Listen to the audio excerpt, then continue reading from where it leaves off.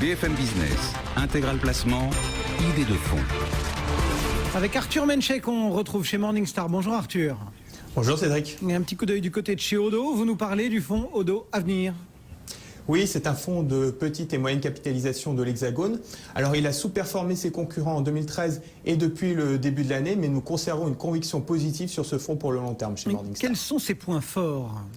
Alors, écoutez, tout d'abord, c'est l'équipe. Le fonds est géré de façon collégiale par une équipe stable de 4 gérants expérimentés qui est dirigée par Pascal Régis. Alors, Pascal Régis est aux commandes du fonds depuis 2003. C'est vraiment une stabilité remarquable. Par contre, sa charge de travail est conséquente puisqu'il intervient sur d'autres fonds au dos. Mais l'expérience et la stabilité de l'équipe compensent cette faiblesse selon nous.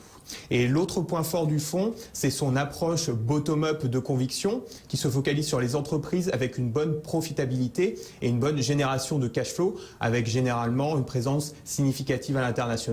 Et du coup, les gérants restent à l'écart de certains secteurs qui sont considérés comme trop domestiques, comme les télécoms, ou avec peu de produits ou de services différenciants comme les matières premières ou les financières. Qu'est-ce qu'on trouve dans le portefeuille si on regarde un peu plus en détail ?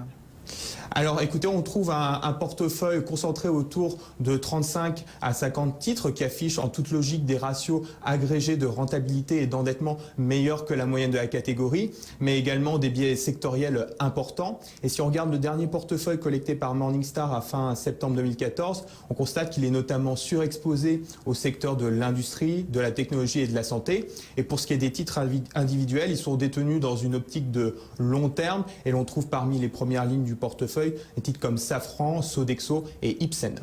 Voilà donc pour le détail.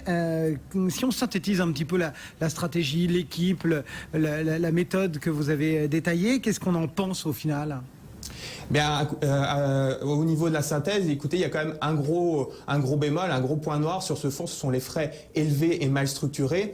Au-delà des frais de gestion, le fonds facture des commissions de mouvement et aussi une commission de surperformance sans high watermark.